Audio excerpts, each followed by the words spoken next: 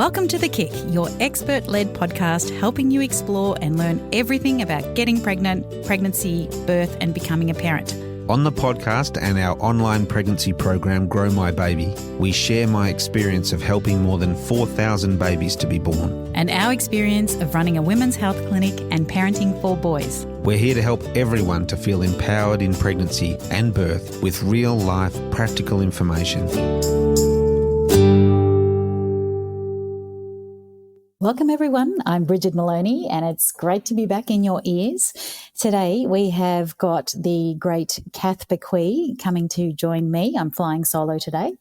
Now Kath, you might be familiar with Kath. We've had Kath on the podcast before. She is a women's health physiotherapist and she's probably one of the hardest working people that I know. She's a physiotherapist in Melbourne, Victoria. She helps women in pregnancy and postpartum. She has an online training program called Fitness Mama that we highly recommend for anyone who's pregnant or postpartum. And she is a mum of 3 girls. Just on the weekend gone, I had the good fortune of hanging out with Kath at a conference all about business. So it's good to have my business buddies. But that was not the only conference Kath was on at the same weekend. Each morning, Kath got up at 4:30 to attend the annual research update on pelvic floor dysfunction during pregnancy and the first year of postpartum, and she has lots to share from her learnings.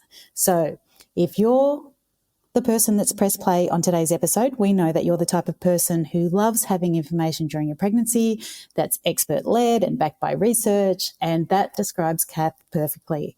I am so excited to get into this episode, so let's do just that. Welcome, Kath. I'm so glad to have you on our podcast again. Thanks so much for having me, Brigid. It's great to chat. I love chatting with you. You're just a wealth of knowledge. And every time we do chat, I think, oh my God, that needs to come back on our podcast. So here you are. All right, Kath, I want to start with, why should a woman have or want a healthy pelvic floor? Great question, Brigid. Let's start with the basics. We want to stay dry. We want to not be accidentally leaking. And when I talk about leaking, we're talking about incontinence of urine, feces, flatal incontinence. So that's accidental, letting go of a fart, for want of a better word. So there's the incontinence side of things, and then there's a prolapse side of things. So a pelvic organ prolapse might be felt like the sensation might include a bulge, a vaginal bulge, heaviness, a pelvic dragging sensation. It could even be as subtle as the sensation that a tampon is stuck, but you're not wearing a tampon. So there's some both subtle and not so subtle symptoms of prolapse. Pelvic health is also relating to pain in the pelvis area. So we know some women with chronic pelvic pain, so women listening who perhaps might have had endometriosis, chronic trauma inside the pelvis, they might also have symptoms of constipation and hypertonic pelvic floor, so it might cause issues of further pain and a bit of a cascading effect. So there's quite a varied list, of reasons why we want to be aware of this area, and pelvic floor does become a bit of a buzzword. It's not something we're really aware of before pregnancy, and it's something I wish we could teach girls when they get their periods and as part of adolescence. What are the basics of a pelvic floor and how do we care for our pelvic health? And that can include everything from periods and our cycle and menstruation, but also issues around, there's a lot of young women that have incontinence that are perhaps runners or athletes or have urgency. Like, it's not just a condition for pregnancy and postpartum, but it does become a bit of a buzzword. Yeah. And you mentioned a hypertonic pelvic floor and chronic pain. I'm imagining that also has part to play in sexual health and sexual dysfunction as well, and satisfaction. Yeah. Yes, it's a whole other area that pelvic floor physios treat. It's women who are perhaps having pain with intercourse, pain inserting tampon, as I mentioned before, the chronic constipation, which is actually stemming from overactive pelvic floor muscles. So there is a subset of women where it might not be an issue of weak pelvic floor, which I think most people are quite aware of, is that knowledge that our pelvic floor can get weak, but also we can have the overactive pelvic floor. And an overactive pelvic floor doesn't necessarily mean a strong pelvic floor. We can have overactive and weak pelvic floor. So it can get a bit complicated. And this is where it's an internal muscle to the body. Like, we can't see it. It's not as easy as Can't flex it, diagnosing. can we? Can't flex it like a biceps. Exactly. So the only way we can really work out accurately what is going on is internal vaginal assessment. Yep. Okay. And I do want to talk about who's the best person to do that assessment. But before I ask that, I really want to know, are some people of our society more at risk of pelvic floor injuries or poor pelvic floor health? Yes. So I guess let's talk about it perhaps pre-pregnancy, who's at risk, and then we can discuss the birth side, who might be at risk, because they're different sort of risk factors. The women who aren't yet pregnant that might notice, or might not, but they might be at a higher risk of pelvic floor concerns, might be women, as I mentioned, with chronic pelvic pain. So interstitial cystitis, endometriosis, perhaps there's a history of abuse or trauma to the area. They are one subset of women. There is thought, and I think there's a lot of evidence and a bit more research required in this area, but there is thought that maybe athletes and women who exercise a lot might have overactive pelvic floor. And again, when I'm saying they might have, I just mean statistically speaking. I'm not saying if you are an athlete, you do have pelvic floor. I just mean you might, statistically speaking, have a higher risk of pelvic floor issues. But that's also, that research is in its infantile stages, so that might change with time. But it also does make sense a little bit. They probably also got tight hamstrings. They probably got tight glute muscles and need to get into those hip flexors. So the similar sort of situation. And then when we're moving into pregnancy, a few things to be aware of is if your mother or if there's a strong family history of pelvic health issues post-birth. So if you're pregnant, it might be worth having a chat with the women in your family, your auntie, your mother. How was your birth? Were there any significant perineal tears? Was there any significant pelvic floor trauma that then made you need to go on to have a hysterectomy or any surgery? So that can be a helpful conversation just to, I guess, become aware of any potential family history that might be going on. At the moment, Kath, my mum is in the early stages of dementia, and I just caught up with her yesterday. She's been a very private person all her life, and with the dementia, the filter has now gone. So she's telling me all about her periods and all about the fact that she had to have a hysterectomy because of heavy bleeding. And like, I've never heard these stories before. It was such a great conversation. I'm so glad that I had it yesterday. But they're hard conversations sometimes if you've got a private family member that you want to get that intel from, but it's really helpful. And historically, women, we would not have been having this conversation, you and I. Like, historically, we didn't talk about this. Who talks about accidentally weeing? Who talks about not being able to hold in a fart? Who talks about being fecal incontinent? This is topics that we all need to start talking about because it's so common. Yeah. It is. I'm also mindful, though, Brigid, that, yes, I absolutely agree. The more we know, we can become empowered.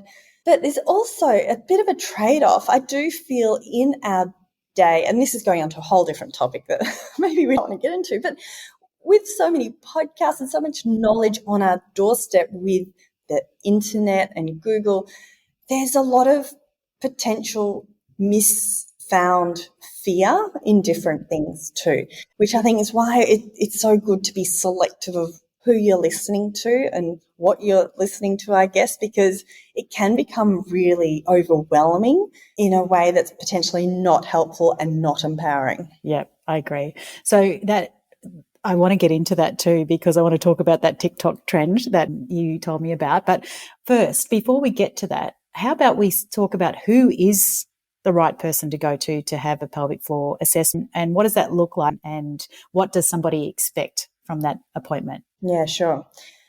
I have, I guess, two categories. Yep, these are some red flags.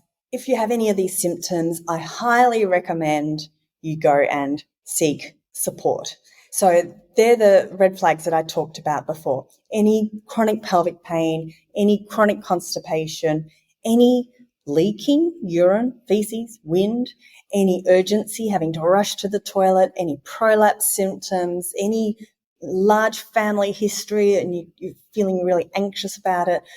These are women, I'd say, absolutely, let's go get you assessed, have an internal pelvic floor assessment if that's appropriate for you. There's different ways we can assess pelvic floor, but let's arm you with knowledge because you've got these potential risk factors. Then I've also got what I call my gold standard that I would love all women in the world to have. And we are progressing in this area. I know in France, and I'm going ahead of myself a little bit, but in France, all women now have a 6-week postnatal pelvic floor check. And I'm sure we'll talk about this in a little bit, but this is so amazing. And this is part of my gold standard because we're learning more and more that there's things that we can do and be aware of that potentially help our pelvic floor function months, but even years and decades down the track. The research around this is evolving so rapidly and it's such an exciting area that even what I'm saying today is different to what I perhaps concentrated on a few years ago. And I'm sure if you're listening to this podcast a few years from now, it might have evolved even further. So in terms of what I consider gold standard, and this is what I would have loved to have done myself back with my first pregnancy, which was now nearly 13 years ago. Should I go into it, Brigid? Oh, I love it. Yeah, I want to know what your gold standard is. And I do just want to do a little disclaimer here. This is my personal gold standard, and I hold myself to a pretty high standard with my pelvic floor. I'm a pelvic floor physio. I live and breathe this every day, and I understand if this isn't everyone's gold standard, and that's absolutely fine. Like, you do you, but this is me talking to myself 13 years ago. Okay, there's 5 things I would want to tick off. Number 1, which I did tick off, which is great to tick off, but it's exercising during pregnancy. And I don't mean exercising pelvic floor, I mean all exercise, because we know that exercising during pregnancy is one of the best things we can do to help with your pelvic floor function postpartum. So getting out there and walking, doing what you going to the gym, Pilates, whatever lights you up and it's appropriate for you during pregnancy is fantastic. Absolutely. And it's something that if you start during pregnancy, if you haven't been an exerciser, start during pregnancy, that routine, that habit that's been formed that can go on to after pregnancy and beyond. It's just a life skill, but it's so important in pregnancy. Yeah, absolutely. I didn't quite tick that off in my first pregnancy. I wish I had. It doesn't matter. But the thing is, and I guess the elephant in the room, is I ticked it off in my first pregnancy, but with my second pregnancy, when I had pelvic girdle pain, that was a whole other story. And I know women are exhausted. Women get achy and sore. Women get nauseous. It's not always simple and easy to just go about an exercise. Like, here I am saying, yeah, let's just exercise during pregnancy. Easy. But I 100% know firsthand it can be challenging.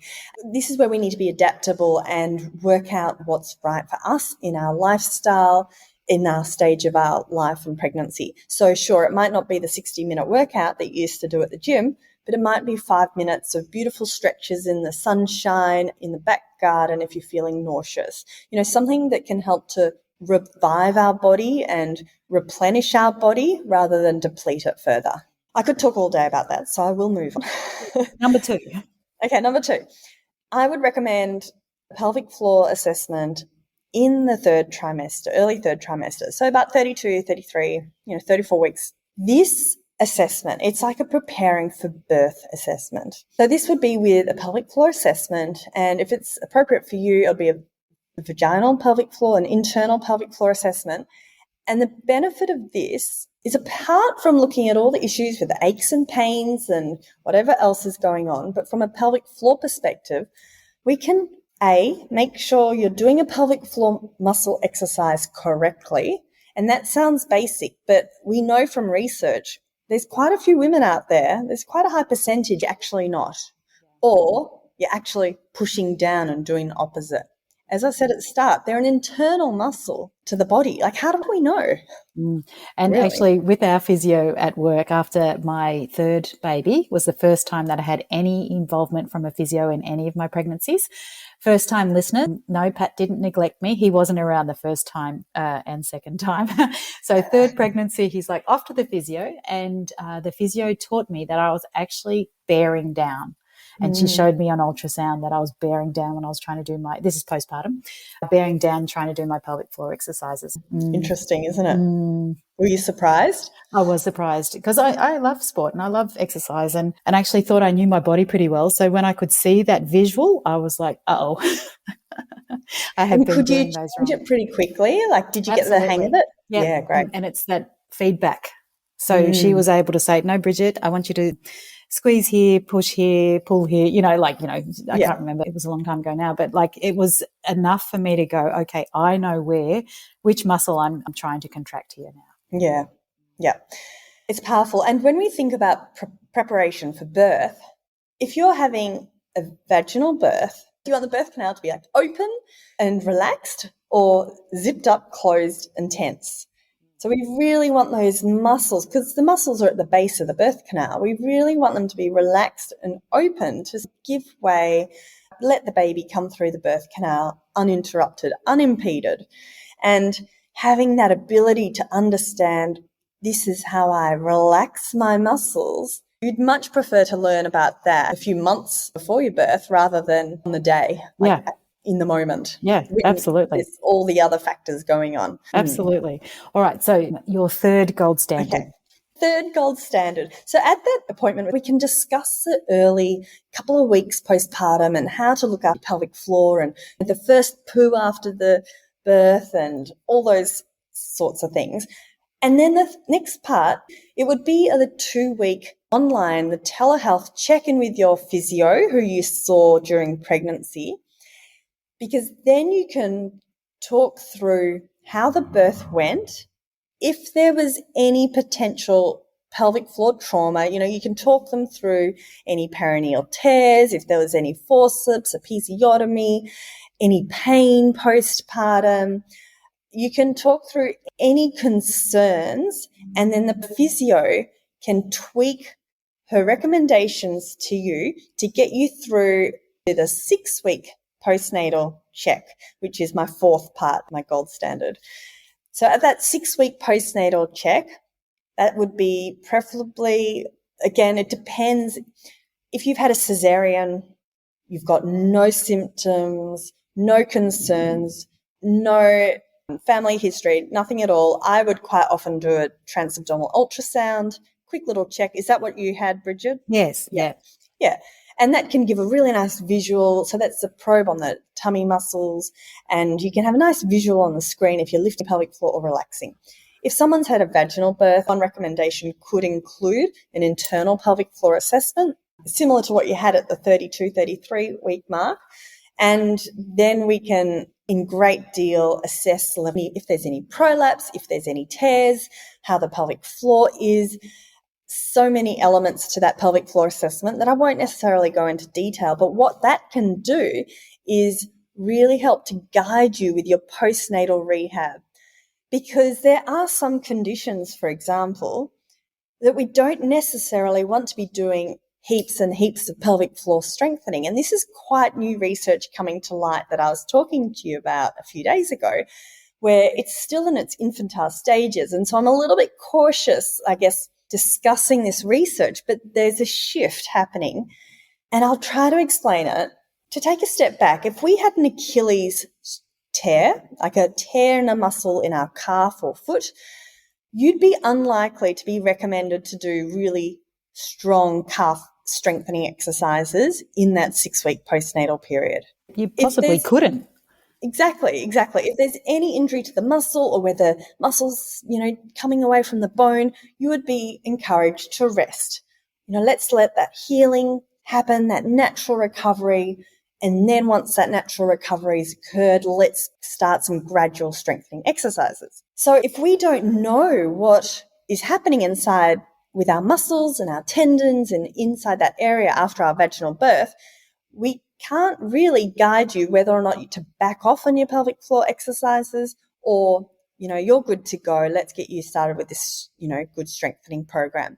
That's where for me, that gold standard really comes in. And I really hope Australia follows in the footprint of France and offering all women a pelvic floor 6-week postnatal check. Yeah. And that speaks to the title of this episode, which is Stop, Not Everybody Should Be Doing Pelvic Floor Strengthening Exercises. So you're recommending that people should know before they start doing the strengthening exercises after birth. Yeah.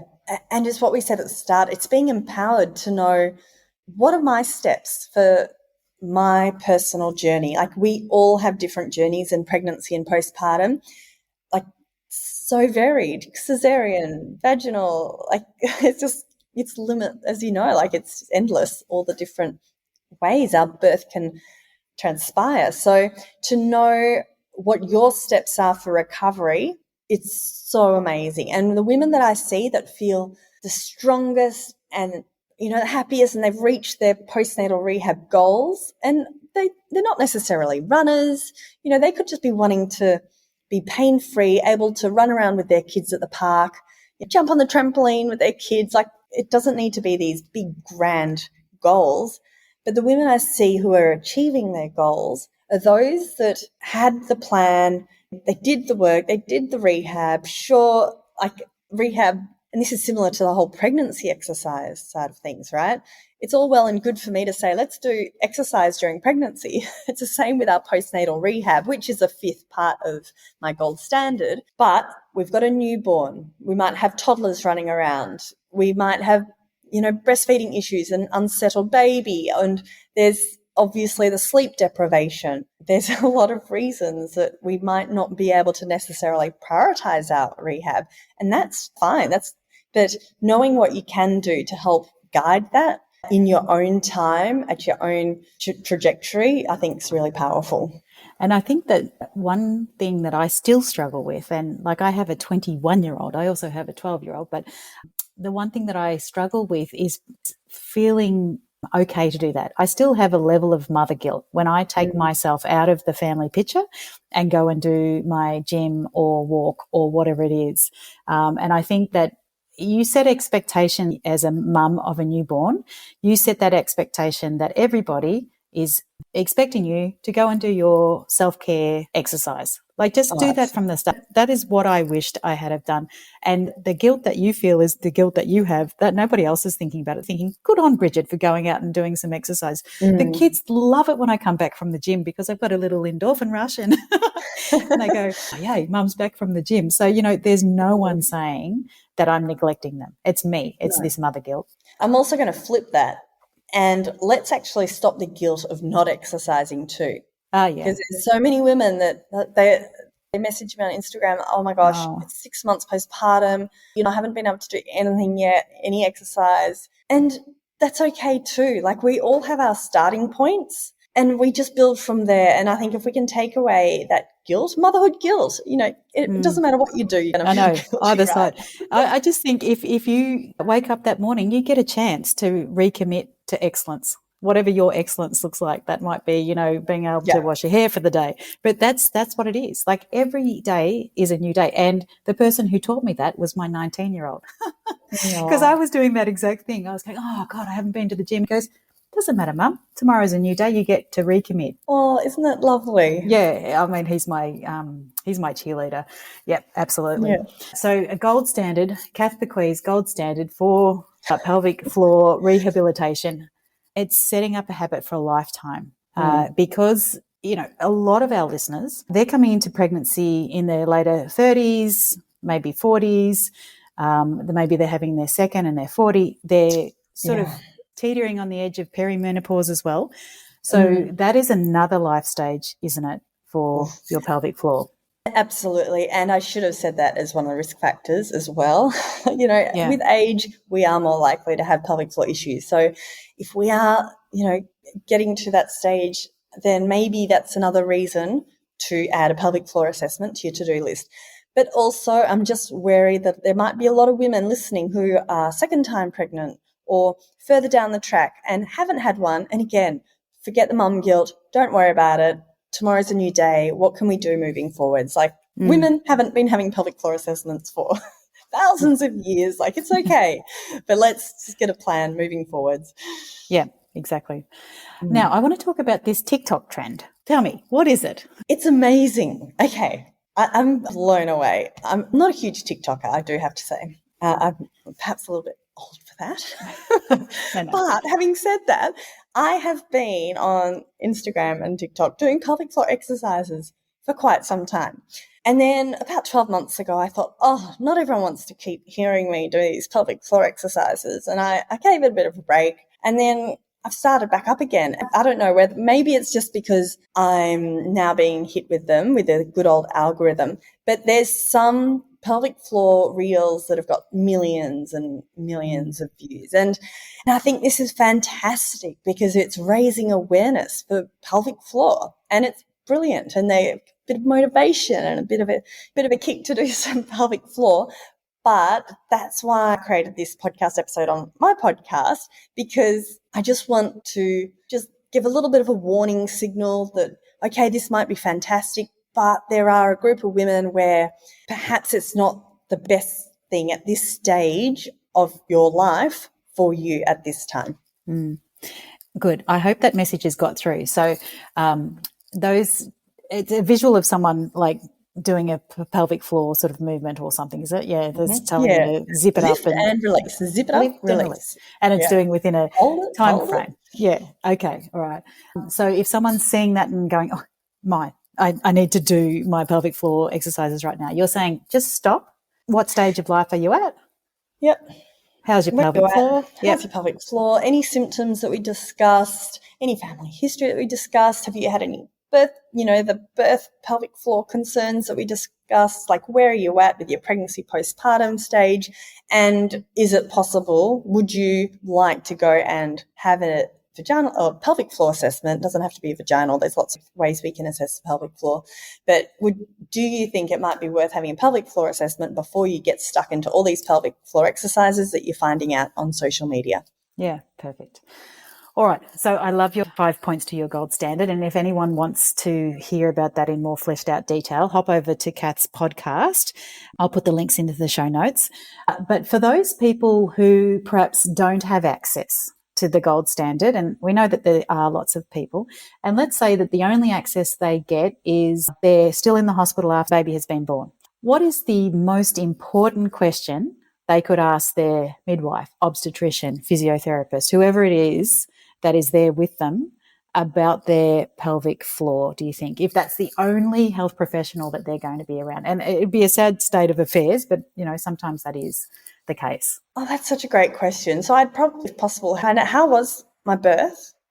Because sometimes, and I was the same, I had no idea my first birth. I did have a tear and they gave me a few stitches.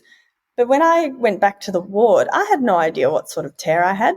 No idea. So I didn't know if it was a first, second, third, fourth. So I think let's find out. There's a lot of women that I see in the clinic that come and see me for an assessment. And when I ask about any tears, they don't know what degree tear they had, like what type of tear. And I think that can be really powerful because we know like first and second degree tears, for example, lower risk of long-term issue. Third and fourth degree tear, okay, perhaps we need to pay this bit of attention because there is slightly larger risk of longer term, concerns with those pelvic issues that I talked about. That would be one question for the birth team. And then if I could have one more question, another question would be for... This is a hypothetical world. Why not? Hypothetical. But if you've got any concerns about your bowels in those early days, ask your healthcare team. Perhaps you need a stool softener because it's not a stage you want to be straining on your pelvic floor. Like we discussed a little bit earlier, this is a stage where we really want these muscles to relax. They've just had stretch. They stretch up to 300% their length, beautifully built for the job of, stretching out for the baby to come through. But what we want now in the postpartum period is that natural recoil to occur. We want that natural recovery to occur as much as possible because it's not just about muscles that we want to recover, it's the tendons and the ligaments and all the soft tissue, connective tissue. And that really does just take time. And that's why we discuss that, the magical 6-week mark, which might not be the magical 6 weeks, but that's the sort of time frame that we give at the moment. But especially in those first few days, that's when we do want to try to avoid constipation if we can. And there's a few little, this is going on to a whole other topic, Yes. Brigid, but a few little quick tips for, you can ask the healthcare team about passing your first bowel motion, because you might even need to give support to the area. Wrap up some paper towel on some toilet paper on your hand, and if you place that at the front of your perineum, like at the front of your pelvis, and I know this is a podcast, and here I am doing the visual on the camera, but if you can place it at the front whilst you're opening your bowels, then that sort of can really give a sense that, everything's not heading south and I can relax. And then you can relax your pelvic floor muscles to allow the bowel motion to come through. Whereas if you're sitting on the toilet thinking, oh my gosh, everything's heading south, stop pushing, get more constipated. That can actually increase constipation. So having that pressure or that gentle support with your hand can be really helpful for that first bowel motion. Good. Okay, so your two questions were, just to recap, one, ask your birth team and ask them about, what happened to your pelvic floor, if you had any tearing. And your second is if you've got any issues with your bowels after birth. Pat, I know he really likes women to have passed their first bowel motion in the hospital, but people are staying less and less time now, so sometimes that doesn't happen. But, make sure that you talk to them about perhaps getting some stool softeners. Or whatever's appropriate for them. Yeah, whatever, yeah. Is it important to know, you might lose track of time, is it important to know how long you've been pushing for? That is another risk factor for pelvic floor issues. So that could be a question for your birth team, was it under 90 minutes versus over 90 minutes? Again, that it's about 90 minutes. It tends, anything more than that, perhaps there's a bigger increased risk of pelvic floor issues to be aware of. I remember when my obstetrician came in to see me after, and midwives see me after the birth. It was just lovely, jubbly. They were just going, isn't the baby cute? And, you did so well. Or, look at you. And let me look at the scar. And I wish that perhaps I had, particularly in my first birth, which was an emergency Caesar, and the second, which was a VBAC that didn't proceed. So I probably could have asked more questions, use that time. This is the time for you to ask your birth team, hey, what was my birth like? Because honestly, you sort of lose track of exactly what happened, and maybe your birth partner didn't keep notes either. So use it. It's not just about giving the baby little smiles, and that's cute too, but use it to your advantage. Absolutely. What was my birth like, and what can I do now to help support my recovery? Perfect. Done. Love it. Kath, thank you so much for joining us today. I love talking to you about pelvic floor. People around us at the conference must have been going, oh my God, those two are talking about pelvic floors again. But love it. Thank you for sharing your knowledge and your expertise on our podcast. Always a pleasure. Thanks so much for having me back, Brigid. Our pleasure. I hope you enjoyed today's episode. I particularly like how Kath reminds us to focus on being overall physically fit. And if you need help to do this because you either have an issue like pelvic girdle pain or you have a goal to remain injury-free during your pregnancy, you can join Kath's online program. It's really worth it. We highly recommend it. And I'll put the link in the show notes. If you're looking for it, it's called Fit Nest Mama. Okay, that's it for today. Thank you so much for joining us. Thank you for your amazing feedback, sharing our show with your friends and family, and your fantastic topic suggestions. We love them so much, and it helps to form content that we know is really relevant to you. We'll be back in your ears next week. Until then, keep well. Bye for now.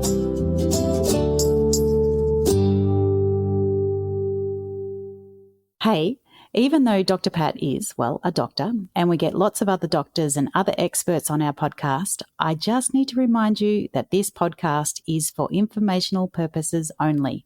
We share lots of medical insights and experience, but everything we talk about is general in nature and may not apply to your specific situation. Please always consult with your own healthcare provider for your individual medical advice when you grow your baby.